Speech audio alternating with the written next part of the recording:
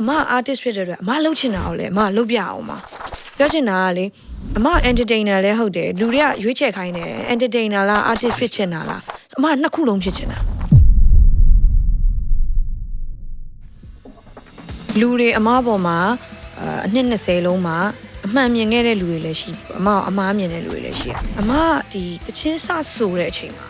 အမဘဝရဲ့အခက်ခဲဆုံးကြော်ဖြတ်ရတဲ့စကားတစ်ခုကဖေကိုမမိဘူးစကားအဲ့စကားကအင်မတန်မှဖိရတယ်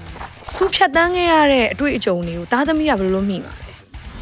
အင်ချစ်ပွဲပဲမဟုတ်လို့အင်ချစ်ပဲမဟုတ်ဘူးအင်ချစ်နောက်မှာအလုပ်ဝိုင်းလုပ်ပြီးလူတွေလည်း credit ရ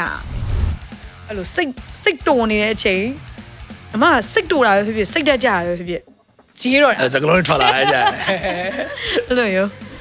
အမအဲ့လို trend နောက်ကိုလိုက်တယ်ခစ်ပေါ်ထားပေါင်းခစ်ပြောင်းသွားကြမှာပြောင်းသွားအတိုင်းလိုက်လောက်တာကိုသူတို့ကပို့ကြတယ်ဒါပေမဲ့အမဖြစ်တည်မှုတစ်ခုပဲသူတို့ကကြိုက်ကြတယ်လို့အမမြင်ပြီလားအမရဲ့ဖြစ်တည်မှုကိုပဲကြိုက်တယ်လို့အမမြင်တယ် music quality မရှိရင်အရန်ပေါ်နေတာတွေကိုပေးရင်လေပြိတ္တအယူမှမဟုတ်တာပေါ်နေတဲ့ပြိတ္တလည်းရှိကောင်းရှိလိမ့်မယ်ဒါပေမဲ့တကယ် quality ကိုနောက်ပိုင်းမှာနားလည်လာပြီးတော့အစ်စ်အမှန်အားပေးနေပြိတ္တမျိုးမရအောင်ကျွန်တော် music quality ကထိတ်ဆုံးမှာအရေးကြီးတာပေါ့နော်you can do it မဟုတ် you can do it ကလုံနေတော့ပြောခဲ့တာ you did it ပေါ့ you did it နော်အဲ့လိုပြောဆိုအမ